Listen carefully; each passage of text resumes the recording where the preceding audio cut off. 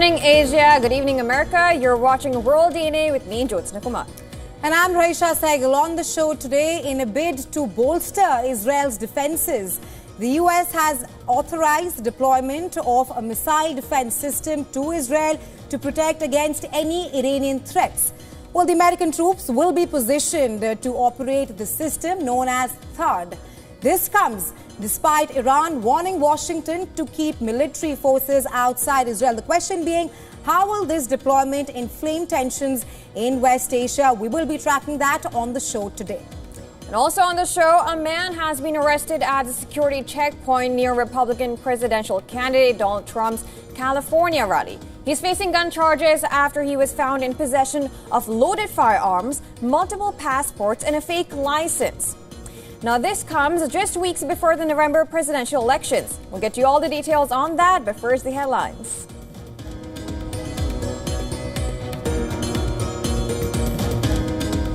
Man armed with loaded handgun and carrying VIP passes arrested near former US President Donald Trump's rally in California.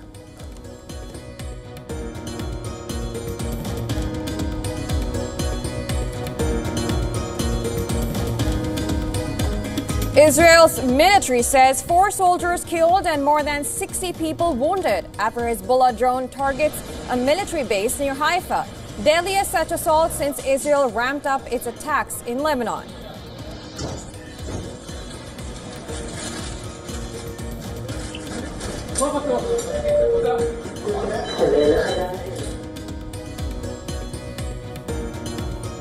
United States to deploy anti-missile system THAAD and its American military crew to Israel to protect against potential Iranian missile attacks.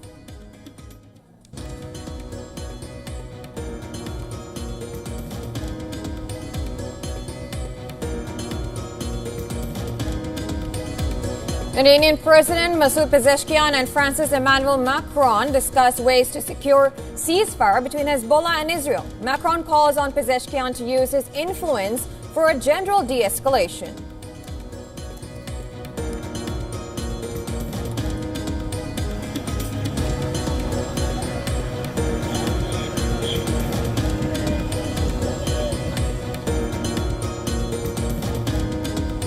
Taiwan says it has dispatched appropriate forces in response to China's announcement that it had launched military drills around the island.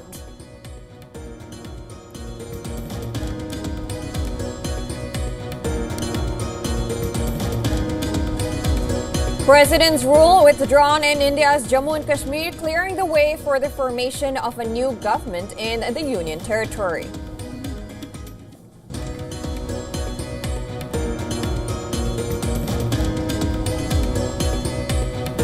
Goldman Sachs raises China's GDP forecast to 4.9% from 4.7% for 2024. The investment banking firm cited government's latest round of stimulus measures as the main catalyst.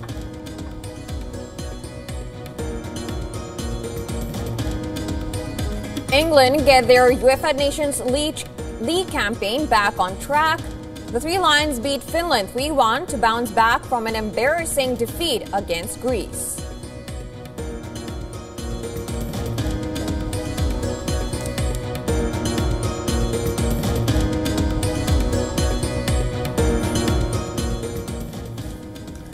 While adding a new dimension to the ongoing war in West Asia, the US has announced that it will deploy its high-altitude anti-missile system and its American crew in Israel. They will mark the first time that U.S. military personnel would be deployed in combat in Israel during the current crisis. The United States has said that it will deploy a terminal high-altitude area defense or THAAD system to Israel. The Pentagon on Sunday issued a statement saying Defense Secretary Lloyd Austin has authorized the deployment at the direction of President Joe Biden. Biden said he agreed to deploy the THAAD battery to defend Israel. Why did you decide to give the permission for the THAAD to be deployed in Israel? To defend Israel. Any worries about it? Any Israeli retaliatory attack is expected to provoke a counter-strike from Iran, and a THAAD battery could be used to intercept Iranian missiles. It would be operated by American forces on the ground and mark the first time that a U.S. military personnel would be deployed in combat in Israel during the current crisis, as mentioned before.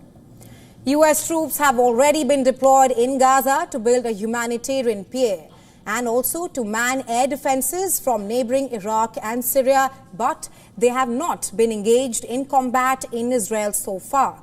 Biden has previously said that he has no plans or intention to put U.S. boots on the ground in combat. Meanwhile, Israeli Prime Minister Benjamin Netanyahu has also insisted that his country would defend itself with its own resources. But this move, if brought to action, would underscore the extent of U.S. support for Israel. Biden told Netanyahu on a phone call earlier this week that the U.S. will maintain its ironclad commitment to Israel's security. But he also urged him to end attacks on civilians in Lebanon. THAAD deployment would add to Israel's complex missile defenses that include the Iron Dome, David Sling and Arrow systems. Now, THAAD is considered complementary to the Patriot systems, but it can defend a wider area. It strikes targets at ranges of 150 to 200 kilometers. It is designed to intercept short, medium and intermediate range ballistic missiles. The system uses hit-to-kill technology to intercept missiles during the final phase of flight. It relies on kinetic energy rather than a warhead to destroy incoming missiles. The U.S. announcement comes as Iran issues a stern warning to Israel, saying that the country will have no red lines in protecting its people and interests, and that it is fully ready for a war situation. We advise the Zionist regime not to test the willpower of the Islamic Republic of Iran. If any attack is carried out against our country, our response will be more powerful than before. And well, to talk more on this, we're now being joined by Adan Calel. He's a fellow at Arabian Peninsula Institute, Terrorism and Middle Eastern Scholar. He's also the author of forthcoming book on Hezbollah. Welcome to World DNA, Mr. Calel. Now, any move of the THAAD missile system to Israel would involve deployment of U.S. troops, which is the first time where U.S. troops would be deployed in combat. This despite Iran warning U.S. against keeping its forces outside Israel. I want to ask you that how do you see this deployment of American troops in Israel further inflaming tensions in West Asia? Thank you for having me, Aisha. I think this is a logical move. You see the United States has been playing defense. We do have several warships parked in the Red Sea that have been intercepting missiles, drones that have been coming from the Houthis in this conflict, which are ordered by the Islamic Republic. And we've seen the Islamic Republic now. And I think we have to remember that before October 7th, the neighboring nations that have proxies in them run by the Islamic Republic, they had not launched a ballistic missile at Israel. The game has changed now. The Islamic Republic is more than willing to. They've demonstrated that twice now. The Houthis as well. You also can have strikes coming from inside Iraq and Syria. So this is needed. One of the big fears is that the Islamic Republic, if they do at some point, and they have launched some serious volleys where you're talking 300 missiles, drones, etc.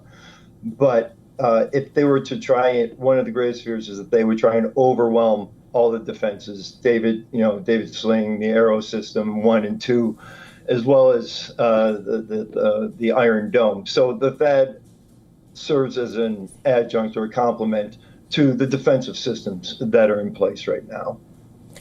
And that being said, we know that U.S. has also gone for diplomatic solutions as well. But now after this step, do you see that America is now going forward to involve itself in a war with Iran as well? Well, that's a great question, Joseph. And that's one that I'm actually asking myself. Is the U.S. finally resigning itself to the inevitable that Israel has to act here? They are going to act, and Israel needs to be protected as well. That Biden has said in the past that the Islamic Republic should not and cannot be allowed to develop nuclear weapons. And the use of military force is not off the table. He's kind of backpedaled on that. So are they resigning themselves to saying, well, let's let the Israelis do it? We don't have the political will to do something like this. So what we'll do is we'll provide them the defense after the fact. Mr. Calel, we've seen in the past few weeks that U.S. has time and again urged Israel to pivot from military action towards diplomacy. But with the U.S. now strengthening Israel's military prowess with the third deployment, essentially, where exactly will this pressure come from on Israel? Because we've seen that there are growing concerns in West Asia of an all-out war. Yeah, well, that's the big problem is everybody's talking about a diplomatic solution here. And with Hezbollah, I'm sorry, they've been trying for diplomatic solutions for years. There was a diplomatic solution in 2006, UN Security Resolution 1701, that hasn't been enforced by UNIFIL, by the international community. So the diplomatic solution failed miserably there. Diplomatic solutions do not work with the Islamic Republic. They use them to their advantage. Diplomacy is just a tool that they use against Western nations. So pressure should be applied on the Islamic Republic, and that's where the pressure needs to be. So if there's not enough pressure on the Islamic Republic diplomatically, economically, then you hit them where they hurt the most, and that's going to be what they care the most and dear to, and that's developing a nuclear weapons program to threaten Israel and threaten everybody around them, nuclear blackmail, and also their petrochemical and oil industry. That's how you weaken the regime, and the Iranian people will rise up against the regime because they've been held hostage. You have about 75 million Iranians being held hostage by about 5 million. Right, and we know that well, we've been seeing Israel has been thinking of different ways to retaliate to Iran with the deployment of THAAD. Do you think that U.S. has given a green light for Israel to go and attack in Iran? It would. Great question. It would appear that way. It would appear that way. I can't disagree with that. Me reading that saying the Israel. Maybe the Biden administration tried to say you can't do this. Israel said we're doing it one way or another. And this is the Biden administration saying, okay, you're going to do it. We understand this is out of your own self-interest. We'll protect you. But we're not going to put any offensive capabilities into the battlefield with the Islamic Republic. Right, Mr. Calel, thank you so much for joining us on World DNA with your insights. Thank you. Always a pleasure. All right, staying in West Asia, Israeli military has confirmed that 4 soldiers were killed in a drone strike launched by Hezbollah at a military base near Haifa. The IDF reported that 7 other soldiers sustained severe injuries in the attack, which Hezbollah claims is a response to a recent Israeli airstrike in Lebanon. Rescue teams in Israel reported that over 60 people have been injured in the attack. United Hezbollah, which is a volunteer rescue service, provided aid to those affected, citing a range of injuries from critical to mild. Now, Hezbollah has also issued a stern warning to Israel, promising more attacks if the strikes in Lebanon continue. They added that the drone strike is a preview of what could come if Israeli action continues. Meanwhile, the IDF on Sunday claimed that it has destroyed several underground infrastructures of Hezbollah during its operation in southern Lebanon. It also claimed that hundreds of Hezbollah members were killed during these operations. Lebanon's health ministry said Israeli strikes across Lebanon on Saturday killed 51 people. Lebanon claims over 1,300 have been killed in Israeli airstrikes in Lebanon since September 23rd. Meanwhile, Hezbollah aired an audio recording of slain leader Hassan Nasrallah 2 weeks after he was killed in an Israeli airstrike. Nasrallah was killed in southern Beirut on September 27th. Now in Gaza, Israeli airstrikes have reportedly killed at least 15 people, including families who took shelter in a school. Meanwhile, Iranian President Masoud Pezeshkian has called for an end to violence in Gaza and Lebanon in a phone call with French President Emmanuel Macron. Pezeshkian discussed ways to secure a ceasefire in Lebanon. He also requested Macron to work together with other European nations to stop Israel's offensive against Lebanon and in Gaza.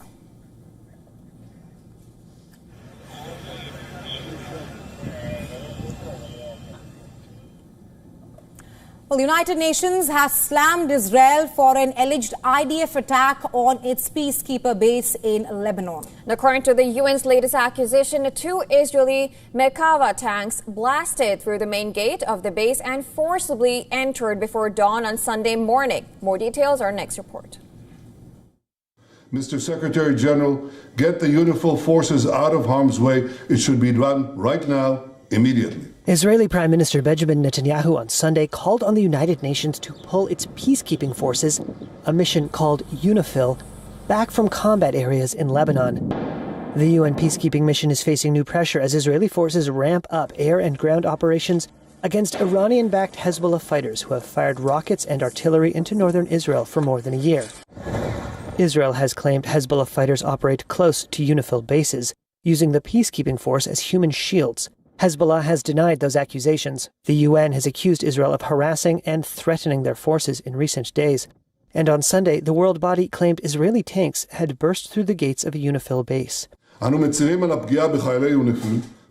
apologized for the harm done to UNIFIL and said the safest thing for the peacekeeping force was to withdraw. But the potential harm to the international mission has prompted criticism of Israel from some of its allies. At an EU summit last week, Italian Prime Minister Giorgia Meloni said 2 bases housing Italian soldiers serving with UNIFIL were hit by Israeli fire. Italy has more than 1,000 troops in the 10,000-strong UNIFIL force, making it one of the biggest contributors of personnel. Her government said Meloni spoke to Netanyahu on Sunday, denouncing what she called the, quote, unacceptable Israeli attacks. She was not the only one in Rome to speak up for UNIFIL. Pope Francis, in his Sunday address, asked that the peacekeeping force of the United Nations be respected. Israeli forces are trying to push Hezbollah back from the border. In a video released on Sunday, Israeli Defense Minister Yoav Gallant toured villages the army said it had captured. And he vowed Hezbollah would not be allowed to return. Video released by the Israeli army purported to show a captured Hezbollah fighter who had been hiding in an underground tunnel. Israel's operation in Lebanon has exacted a heavy toll. This was the scene of destruction in the southern Lebanese city of Nabatea, following an Israeli strike on Saturday. The operation has displaced more than 1.2 million people, according to Lebanon's government, which says more than 2,100 people have been killed and 10,000 wounded in over a year of fighting. Meanwhile, in Haifa, in northern Israel, air raid sirens early Sunday morning sent residents scurrying toward bomb shelters. Israel's rocket interception system left streaks across the night sky. All right, moving on. Chinese military maneuvers demonstrating its operational readiness are escalating tensions in the Taiwan Strait. Taiwan said it had dispatched appropriate forces in response to the drills. The Chinese was talking about here. In a statement, Taiwan's defense ministry condemned the irrational and provocative behavior and said it had dispatched appropriate forces to respond accordingly to protect freedom and democracy and defend the sovereignty of Taiwan. China's defense ministry said on Monday that it had sent planes and ships around Taiwan as part of military exercises dubbed Joint Sword 2024B to test the joint operations capabilities of the Theater Command's troops. China's Coast Guard also said it has dispatched 4 fleets to conduct inspections around Taiwan. Taiwanese Defense Ministry reported that a Chinese Navy group led by aircraft carrier Liaoning had entered waters near the Bashi Channel that separates Taiwan from the Philippines. Well, China claims Taiwan as a part of its own territory and has not ruled out the use of force to bring Taiwan under its control. Now, this comes days after U.S. State Secretary Antony Blinken warned China against taking action in response to a speech by Taiwanese President Lai Ching-te during the island's National Day celebrations. Lai, who took office in May, has been more outspoken than his predecessor, Tsai Ing-wen, in defending Taiwan's sovereignty, further angering Beijing, which calls him a separatist leader. In his speech on Thursday, Lai vowed to resist annexation of the island and insisted Beijing and Taipei were not subordinate to each other. China warned after the speech that Lai's provocations would result in disaster for the people of Taiwan.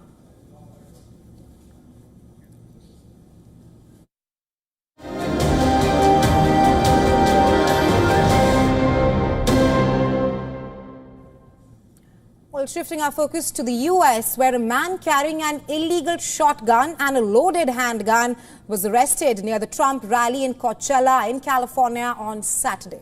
Now, the arrest was made by sheriff's deputies assigned to protect the rally of Donald Trump. The arrest prompted the Secret Service to issue a joint statement saying that it was aware of the arrest and that neither Trump nor the rally attendees were in any sort of danger. The agency tasked with protecting presidents and the presidential contestants further added that no federal arrests were made and an investigation was launched to probe the incident. 49-year-old Vem Miller, belonging to Las Vegas, was picked up by deputies when he drove up in a black SUV near the rally site. He was blocked at a local detention center on the charges of possessing a loaded firearm and a high-capacity magazine. He was later released on bail and faces a court hearing on January 2nd. The Riverside County Sheriff and a former member of the far-right group said that the intent of the man arrested was questionable as the suspect had multiple passports and IDs with different names in his unregistered vehicle. He added that any further charges would come from the federal officials. The latest incident has again raised questions about the safety and security of Republican presidential candidate Donald Trump, as it comes on the heels of two previous assassination attempts, one in Pennsylvania where a bullet grazed Trump's ear and a second aborted attempt at his Florida golf course. There was no immediate comment from the Trump campaign on the incident so far. The city of Coachella, known for its iconic annual music festival, lies in the state of California, which is heavily dominated by the Democrats. Despite this, Trump's rally, which drew a large crowd, comes as a surprise to many.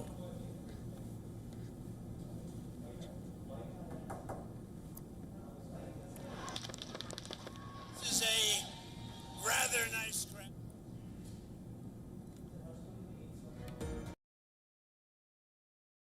Just over half a month left for the 2024 U.S.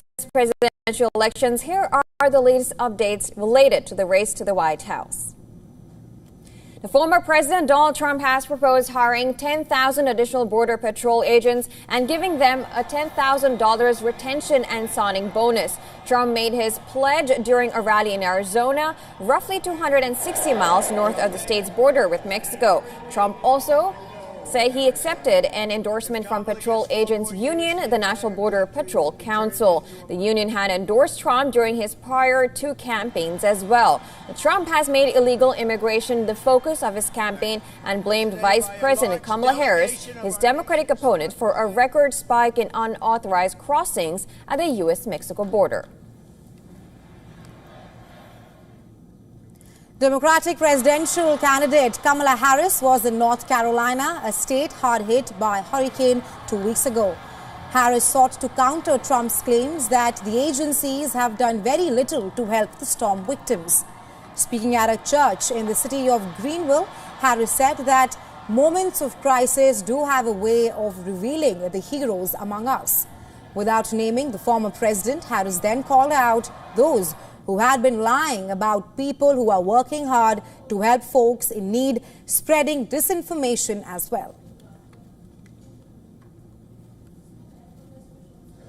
Former U.S. President Bill Clinton campaigned for Harris in Georgia on Sunday, speaking at a Baptist church in Albany and a community fish fry in Fort Valley. Clinton urged residents to vote early for Harris and other Democratic candidates, adding that Harris has the capacity to be a truly great president. He also took aim at Donald Trump, mocking him for taking credit for anything positive in the United States.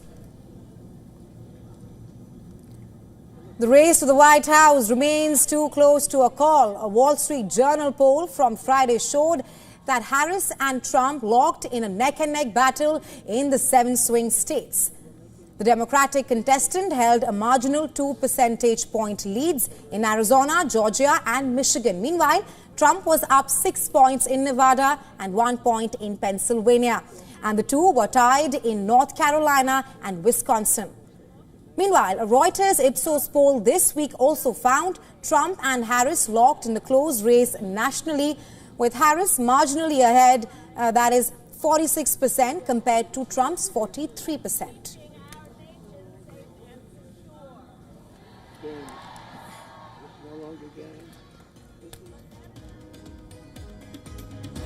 It's time now for a quick break.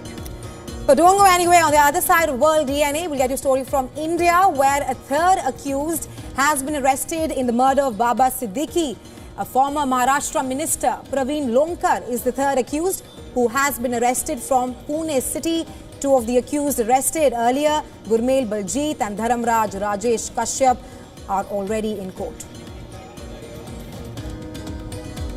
SpaceX makes history as Starship completes a world-first afterpart of it captured on its return to the launch pad. Craft maneuvered back beside its launch tower where it was caught in a giant pair of mechanical arms.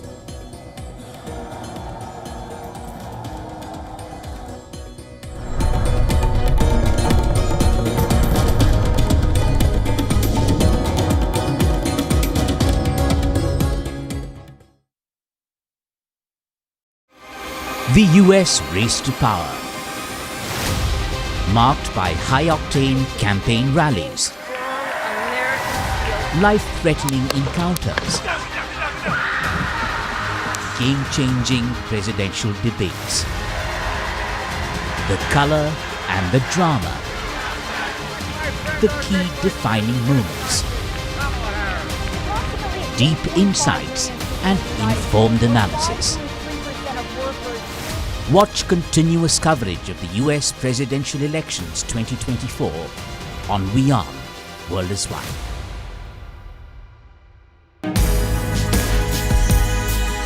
WION brings you a special business talk show where we bring forth the stories of business leaders. From breakthrough technologies to visionary leadership, we will unlock the trends, the tactics, and dive into the minds of the industry's most influential leaders. WION brings you this special series to uncover what drives them in a candid talk show, WION Business Masters.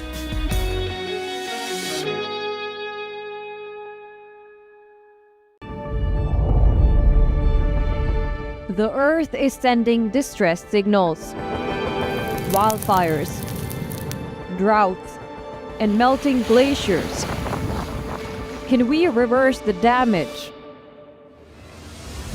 Explore the harrowing effects of climate change. It's a wake-up call. Global emergency. Climate Tracker on WION World is One.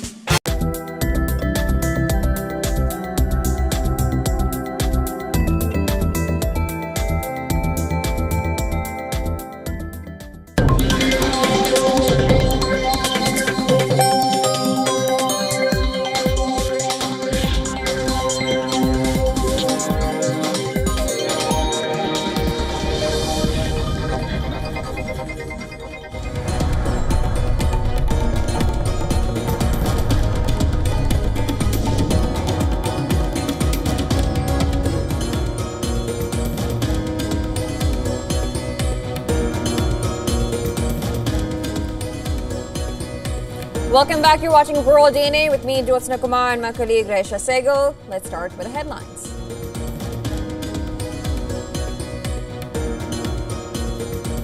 President's rule withdrawn in India's Jammu and Kashmir, clearing the way for the formation of a new government in the Union Territory.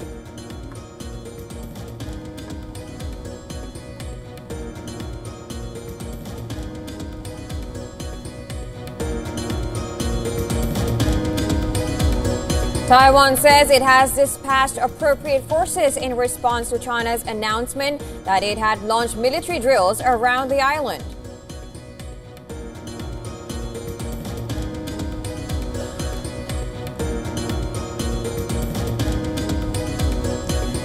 Israel's military says 4 soldiers killed and more than 60 people wounded after Hezbollah drone targets a military base near Haifa. Deadliest such assault since Israel ramped up its attacks in Lebanon.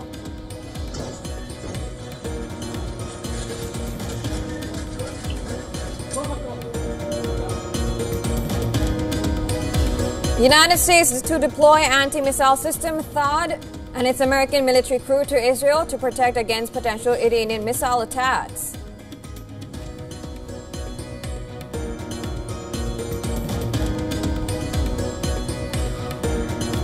Iranian President Masoud Pezeshkian and France's Emmanuel Macron, they spoke on the phone call where he has asked for ceasefire between Israel and Hezbollah. Macron calls on Pezeshkian to use his influence for de-escalation.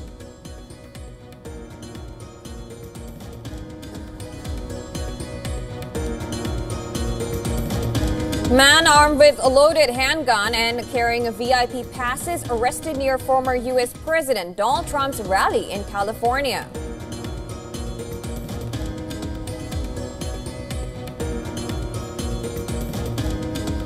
Goldman Sachs raises China's GDP to 4.9% from 4.7% for 2024. The investment banking firm cited the government's latest round of stimulus measures as the main catalyst.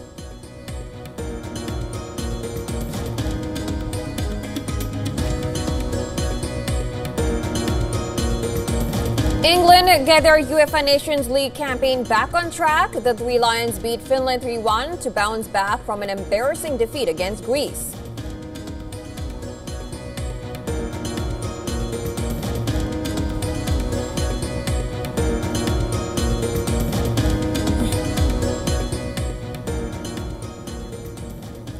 In India's financial capital, Mumbai, the third accused has been arrested in the murder of Baba Siddiqui, a former Maharashtra minister. Now, early on Sunday, 2 of the accused, Gurmel Baljit and Dhamraj Rajesh Kashyap, were produced in a Mumbai court late in the evening. Accused Praveen Lonkar was arrested from Pune city. 2 other accused, we're talking about Zishan Akhtar and Shiv Kumar Gautam, are absconding at the moment. The Mumbai police said that they had recovered 28 live cartridges from the accused. A local court granted a 7-day police custody for Gurmel Baljit while seeking age verification for Dharamraj Kashyap. The police is probing multiple angles, including possible contract killing and business rivalry in the murder of Baba Siddiqui. According to reports, the accused did a recce of Siddiqui's home and office for weeks prior to the attack. They allegedly received firearms just days before the shooting. Condemning the incident, Maharashtra Deputy CM Devendra Fadnavis said a detailed investigation is underway. ही अतिशय दुःखद आणि गंभीर अशा प्रकारची घटना आहे. बाबा सिद्दीकींशी माझी स्वतःची निकटची मैत्री होती. अनेक वर्ष आम्ही सोबत काम केलं. त्यामुळे अशा प्रकारची जी काही घटना घडली आहे त्यांनी आम्हाला सगळ्यांनाच धक्का बसलेला आहे. आता या केसमधले 2 आरोपी पकडलेले आहेत. त्यांचं इन्व्हेस्टिगेशन चाललेलं आहे. Witnesses said that sounds of the gunshots were drowned by the Durga Puja celebrations nearby, which helped the assailants to escape from the crime scene. Initial investigation revealed that a 9.9 mm pistol was used in the shootout. Maharashtra Chief Minister Shinde said Siddiqui had received death threats about a fortnight ago, following which he was provided Y category security. Officials suspect the involvement of notorious gangster Lawrence Bishnoi in the killing of Baba Siddiqui. Bishnoi has a history of crimes dating back to his days as a Punjab University student. This includes several cases of attempted murder, assault and robbery. In 2014, Bishnoi was sent to prison after an armed encounter with the Rajasthan police. The gangster gained notoriety for threatening Bollywood star Salman Khan over the killing of a black buck in 1998. Bishnoi was also allegedly involved in the killing of Punjabi singer Sidhu Moosewala in 2022. The gangster carried out the murder while serving his term in Tihar jail with the help of his aide Goldie Brar. According to National Investigation Agency report, the infamous gangster is alleged to have ties with pro-Khalistani factions, with his brother Anmol and his top aide Rohit Godara suspected to be operating from US and Canada. Currently, Lawrence Bishnoi is serving a sentence at the Sabarmati Central Prison at Ahmedabad.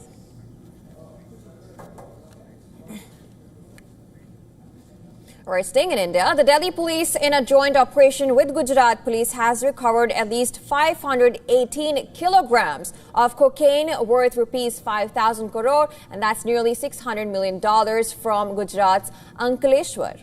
The joint operation is connected to the recovery of 700 kilograms of cocaine in Delhi earlier this week.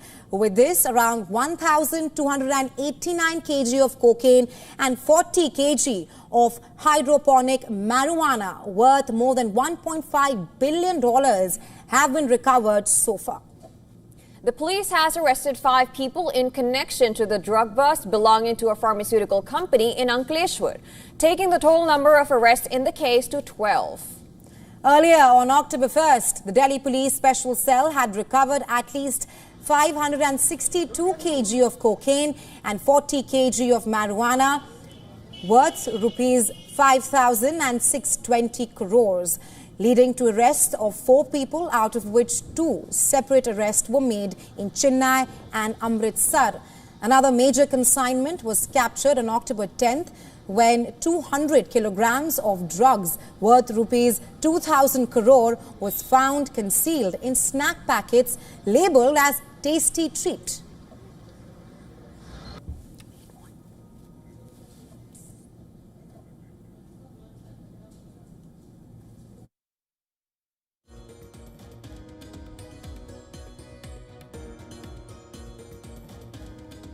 Well, in India's West Bengal, a 4th junior doctor has been hospitalized during the demonstrations demanding justice in the Kolkata rape and murder case, which continues.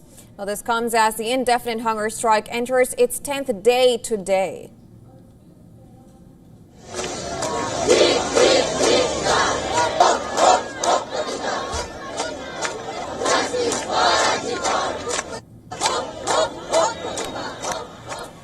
The junior doctor was hospitalized after complaining of a severe stomachache. And according to reports, the junior doctor, hailing from a Kolkata-based medical college, was taken to the critical care unit after his health has significantly deteriorated. So far, 4 doctors have been hospitalized during their indefinite hunger strike. Earlier, around 11 junior doctors decided to fast on to death, demanding justice for the rape and murder of a female junior doctor at the RJ Kaur Medical College and Hospital in August. The doctors have also kept several other demands, which includes setting up centralized referral system for hospitals and formation of task forces to install CCTVs, on-call rooms and washrooms at hospitals. Furthermore, the doctors have also asked to heighten up police protection in hospitals and recruitment of permanent female police personnel. Meanwhile, doctors from different private hospitals have announced a 48-hour partial cease work beginning from today. However, essential services will remain unaffected. Senior doctors from state-run hospitals also submitted mass resignation letters earlier this week, only to be met with a firm response. The government has rejected the mass resignation, saying that they hold no legal value. The state government has also emphasized that resignations must be submitted individually, according to service rules.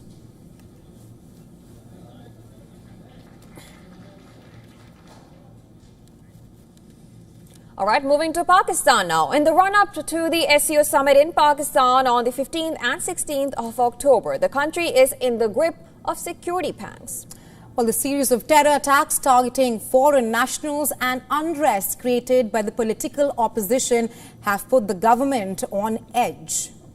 A former Prime Minister Imran Khan's party, the PTI, has warned of massive protests in Islamabad on October 15th unless former Prime Minister Imran Khan is granted access to meet his party members and family. The proposed demonstrations coincides with the SEO Summit. Pakistan's Defence Minister Khwaja Asif strongly condemned the planned demonstrations, calling it an attack on the nation's integrity. Asif assures that the government will use full force to protect the country's honour and reputation. I think there is a lot of internal debate within that party because some of the leaders like Ali Muhammad Khan have given statements that this protest should not take place. So there's an internal strife where few people are for this protest and some people are against this protest. So I think they are not clear on whether this protest is going to take place or not. And I think it's just an empty threat. They are not serious. They have made no arrangements, no preparations. And let me make it 100% clear that the entire red zone and the entire surrounding areas of this conference are absolutely safe and secure. Immaculate and foolproof security arrangements have been made. The army has been deployed, a whole unit of the army which has never been deployed like this, a good contingent of the army has been deployed, the rangers have been deployed, Islamabad police is here. So I think security arrangements are foolproof. Now, meanwhile, on the political front, Pakistan Muslim League Nawaz and Pakistan People's Party are in a tussle over constitutional amendment. The PPP and the PMLN have decided to postpone the much-touted constitutional amendment until after the SEO Summit. The SEO Summit also happens in the backdrop of the recent terror attacks, especially in Balochistan and Khyber Pakhtunkhwa. 2 Chinese nationals were killed in a suicide blast outside the Karachi airport last week. This one has been one of the series of attacks targeting foreign nationals in Pakistan. Earlier, 20 coal miners were gunned down in an attack in Pakistan's Balochistan province. Overall, it is uncertainty which lies around security that remains a huge concern in Pakistan at the moment. The 23rd SEO Summit scheduled on October 15th and 16th will have several top leaders attending, including Russian Prime Minister Mikhail Mishustin, Chinese Premier Li Qiang, Iranian First Vice President Reza Arif, and India's External Affairs Minister S. Jaishankar.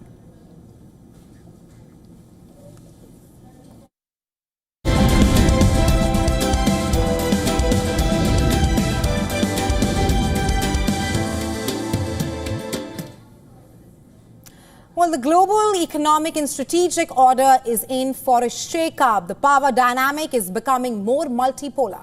There are many examples in history of once friendly nations turning hostile, and we are seeing now the national interest change. Take a look at this next report for more.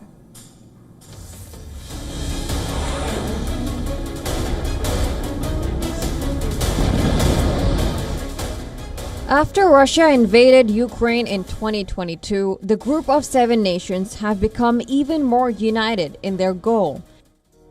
The coalition of industrialized nations has blocked Russian assets, sanctioned Russian businesses, capped the price of Russian oil, loaned and assisted Ukraine with billions of dollars to pay for its war effort. Additionally, the gloves are off on China too.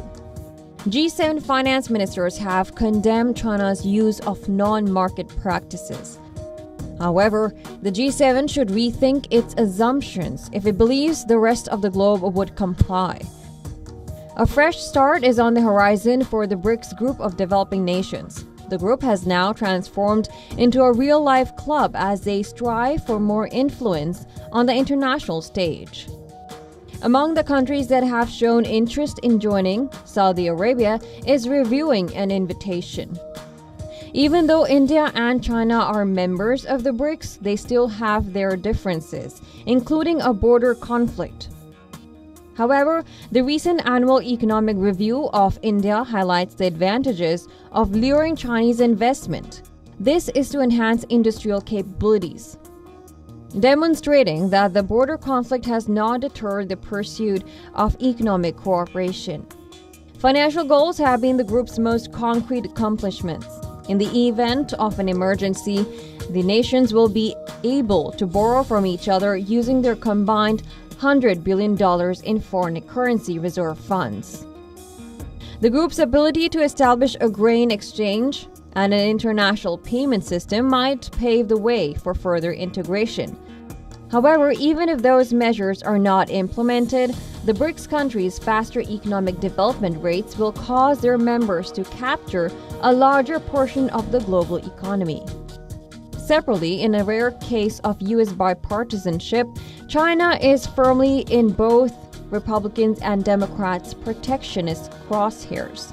This leaves some Japanese and South Korean technology companies with a lot to lose. And this becomes a reality if they're forced to comply with more stringent controls on chip-related exports the U.S. imposes. For now, though economic and strategic alliances are changing in a multipolar world. Business Bureau Report, WION World is One.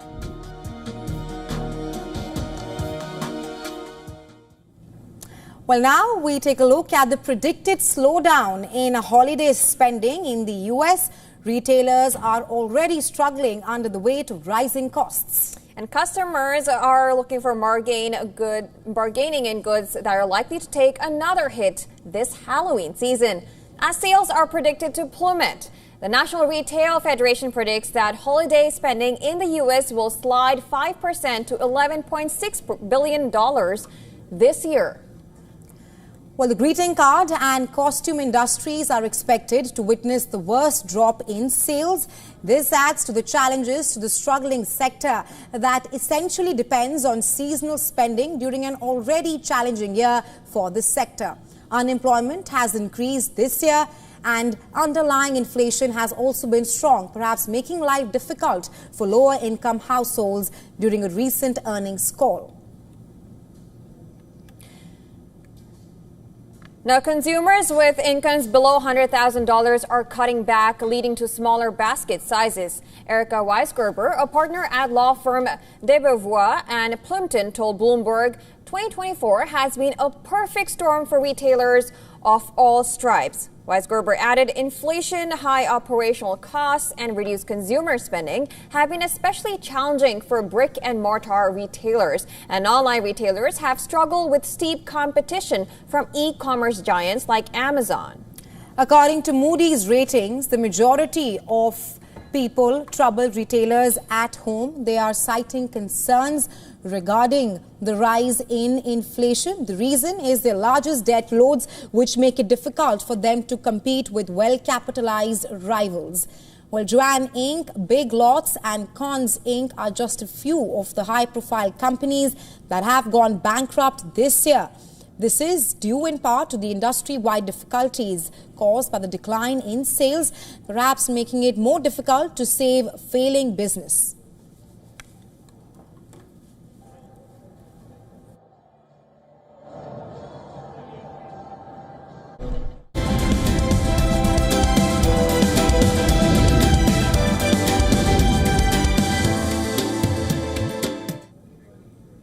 Well, let's take a look at the developments from the world of technology. In Kenya, portable ultrasound devices are revolutionizing maternal health care, especially in areas where there is limited access to health care. The life-saving technology is helping reduce the risk of maternal and infant deaths in Kenya by enabling midwives to detect pregnancy complications early. Pregnant women are provided with information about the position of the baby and placenta, which can help determine whether a normal or cesarean delivery is needed. Moreover, the portable ultrasound device allows medics to detect problems such as breech positions and determine the baby's sex. According to a report by Bloomberg, India is the second biggest supplier of restricted critical technologies to Russia. This year in April and May, Indian exports of restricted items such as microchips, circuits and machine tools surpassed $60 million. The number jumped to $95 million in July. As per the report, China exports the highest number of restricted technologies to Russia, followed by India now. The latest report highlights the challenges that US and its allies have encountered in limiting Russia's capacity to wage war in Ukraine. Space Kids India, an aerospace startup, has launched the Shakti Sat project. The aim is to inspire girls to study space and science and work together with other countries on space exploration. Around 12,000 girls from 108 countries, including the UK, Brazil, Kenya, UAE, Australia, France, Greece, Sri Lanka, and Afghanistan, are all set to take part in this program. Participating students will undertake a 120-hour online course and learn about space technology, building payloads and spacecraft systems. The end goal is to launch a satellite as part of the Indian Space Research Organization's Chandrayaan-4 mission in 2026.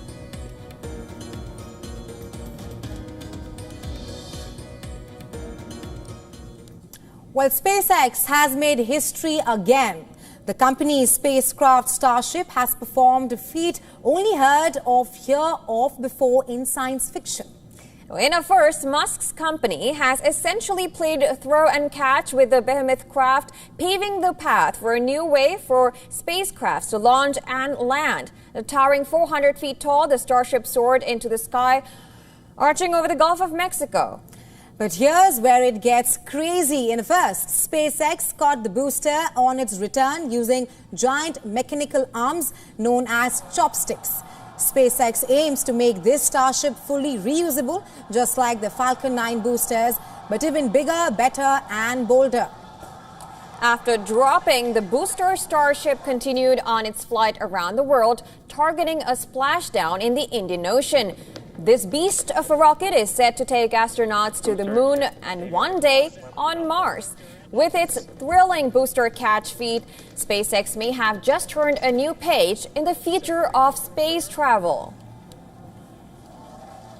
You can see how fast this vehicle is moving on the...